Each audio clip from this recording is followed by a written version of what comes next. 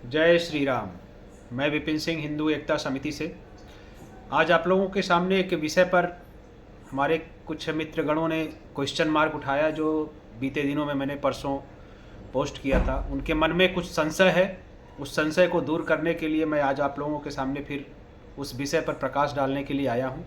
मैं तो ये नहीं कहता कि मैं बहुत बड़ा विद्वान हूँ और जो मैं कहता हूँ वही सत्य है, लेकिन जितना मैंने पढ़ा है उस पढ़ने के आधार पर मैं आप लोगों के सामने उस बात को अपना तर्क रखूँगा और उम्मीद करता हूँ कि उस भाई साहब के मन में जो संशय है, जो परेशानी है, उसका निवारण हो सके। आज सुबह उन्होंने मेरे से एक क्वेश्चन किया कि मनुस्मृति में कुछ ऐसा लिखा हुआ है जो उनको परेशान कर रहा है। तो उस श्लोक को मैं आपको पढ़ के बताता हूँ। ब्रह्माणाम 10 वर्ष तु शतवर्ष तु भूमिपम पिता पुत्रो बीजा बीजानियद ब्रह्मणस्तु तयोः पिता वित्तः बन्धुर्वर्य कर्म विद्या भवति पश्चिमी एतानि मान्यस्थानानि गरीयो यद यदुत्तरम पश्चानाम त्रिषु वर्णेषु भूयसी गुणवंती च यत्र सुयुः सोऽत्र मानारः शूद्रोऽपि दशमी गतः। अर्थात 10 वर्ष के ब्राह्मण को 100 वर्ष का भी क्षत्रिय पिता माने और अपने को पुत्र माने। धन, कुटुंब, आयु, कर्म और विद्या, यह 5 बड़ाई के स्थान हैं। इनमें पहले से दूसरा कर्म से अधिक मान्यता होता है। तीनों वर्णों में जो इन 5 बातों में जो बड़ा हो वही जगत में माननीय है। और 10वीं अवस्था में 60 वर्ष में शूद्र भी माननीय है। तो मैंने अपने पिछले वीडियो में ये भी कहा था कि हमारे श्लोक में जो मनुस्मृति में श्लोक कहे गए हैं उसमें कुछ मिलावटी किया गया है और हमारे जो विद्वान लोग हैं उस पर अपना उन्होंने विचार भी रखा है। और जो बाबा साहब अम्बेडकर ने जो मनुस्मृति को जलाई थी, इसी वजह से जलाई गई थी कि उसमें हमारे सनातन धर्म को बदनाम करने के लिए, हमारी सनातन संस्कृति को ख़त्म करने के लिए ही उसमें मिलावटी किया गया था, जिसमें 2685 श्लोक में से 1471 श्लोक जो है मिलावटी रखे गए थे और सिर्फ मूल जो श्लोक रखे गए उसमें 1214 श्लोक रखे गए। तो जो मिलावटी श्लोक है जो भाई साहब ने मेरे पास भेजा है, मेरे हिसाब से वो मिलावटी श्लोक उन्होंने पढ़ा हुआ है। मनुस्मृति में कहीं भी ऐसा नहीं लिखा गया है। जिस तरह से उन्होंने अपने भेजे हैं श्लोक, वो श्लोक मनुस्मृति में कहीं भी इंगित नहीं है। और उन्होंने जो पढ़ा है वो मनुस्मृति मिलावटी वाले श्लोक पढ़े हुए हैं। मनुस्मृति में ब्राह्मण का जो रखा गया है उसमें रखा गया है, मैं वो श्लोक पढ़ के आप लोगों को बताता हूँ। अध्यापन मध्ययन यजन याजनम तथा दानम प्रतिग्रश्चैव ब्राह्मणा नाम कल्पयत। अर्थात ब्राह्मण वर्ण को धारण करने वाले मनुष्य के लिए पढ़ना, पढ़ाना तथा यज्ञ करना और कराना, दानम च प्रतिग्रह एव, श्रेष्ठों को और श्रेष्ठ कार्यों में दान देना और लेना, ये 6 कर्म निर्धारित किए गए हैं।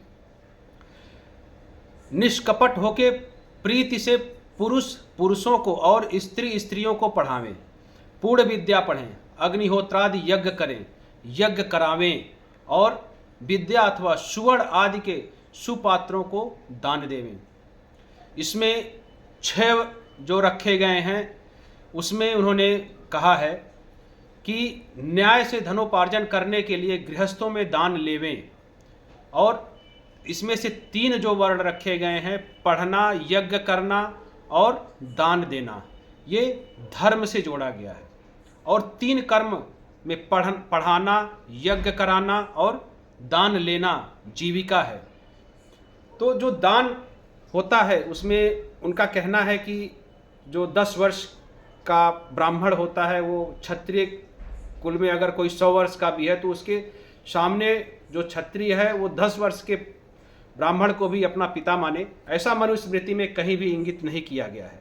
इसका मैं खंडन करता हूँ। और जिस भाई साहब ने ये वीडियो भेजा है या मेरे पास जो लेख भेजा है, मैं उनसे अनुरोध करूँगा कि आप इसमें फिर से उसको पढ़ें और विशुद्ध मनुस्मृति को पढ़ें।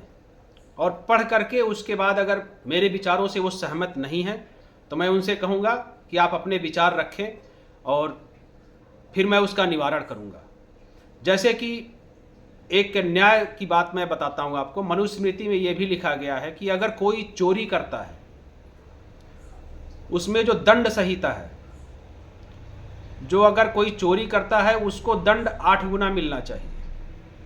ब्राह्मण क्षत्रिय को 16 गुना है और वैश्य को 32 गुना है और ब्राह्मण को क्षत्रिय को 32 गुना है और ब्राह्मण को 64 गुना है। क्यों 64 गुना? इसलिए रखा गया है कि जो हमारी संस्कृति है, हमारा सनातन धर्म है और जो ज्ञान की बात है वो ब्राह्मणों के लिए ही रखी गई है कि वो हमारे गुरु होते हैं, वो हमको ज्ञान देते हैं और पढ़ाते हैं।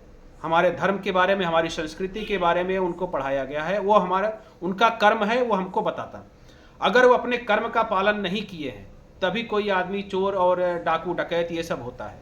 इसलिए उनको अधिक से ज़्यादा दंड देना इसलिए उसमें लिखा गया है कि उन्होंने अपने कर्मों का पालन नहीं किया, इसलिए ये आदमी ऐसा गलत रास्ते पे चला। तो मैं भाई साहब से इतना ही कहना चाहूँगा कि आपने जो मनुस्मृति पढ़ी है वो गलत है और बहकावे में ना जाएं और जागरूक बने और अपने सनातन धर्म को पहचानें। सबसे बड़ी बात, मैं किसी किताब की बात नहीं कर रहा, किसी धर्म की बात नहीं कर रहा हूँ। मैं इतना जानता हूँ और आप लोगों के सामने इस बात को रखता हूँ कि हमारे धर्म, हमारे शास्त्र, हमारे जो भी विद्वान लोग कह के गए हैं, ऋषि पूर्वज जो भी कह के गए हैं, उसमें कहीं भी कुछ गलत नहीं है। वो भविष्य को देखते हुए शास्त्रों को लिखा गया है। भविष्य में क्या होगा, क्या नहीं होगा, इस सारी बातों को उन्होंने बाकायदा लिखा हुआ है और उसको गलत साबित करने के लिए कुछ लोग लगे हुए हैं, हमारे समाज को तोड़ने के लिए, हमारी संस्कृति को तोड़ने के लिए। तो मेरा आप लोगों से हाथ जोड़कर निवेदन है कि ऐसे बहकावे में ना जाएं और अपने संस्कृति, अपने धर्म के ऊपर बिल्कुल ना उंगली उठाएं। आप अगर एक उंगली उठाएंगे तो सामने से 100 उंगली उठाने वाले तैयार बैठे हुए हैं। आप सबसे मेरा निवेदन है कि आप लोग सही चीज़ पढ़ें और सही चीज़ को फैलाएं, गलत चीज़ों को बढ़ावा बिल्कुल ना दें। इसी के साथ मैं अपनी वाणी को विराम देता हूं और उम्मीद करता हूं कि आप मेरी बात से सहमत होंगे। और आखिरी में मैं आप लोगों से इतना कहना चाहूँगा कि आप लोग अधिक से अधिक हिंदू एकता समिति से जुड़ें, हमारे चैनल से जुड़ें, जिससे हम अपनी बातों को रखें और आप लोगों से विचारों का आदान प्रदान हो सके। और कुछ भी अगर मन में संशय हो तो आप हमारे व्हाट्सएप पे मैसेज कर सकते हैं, जिसका नंबर है 7393835729। ये हमारे संगठन का नंबर है। इस पर आप बेझिझक अपने विचार रखें और उम्मीद करते हैं कि आपके जो भी समस्या होगी, जो भी उसका निवारण किया जाएगा। और इसी के साथ जय श्री राम।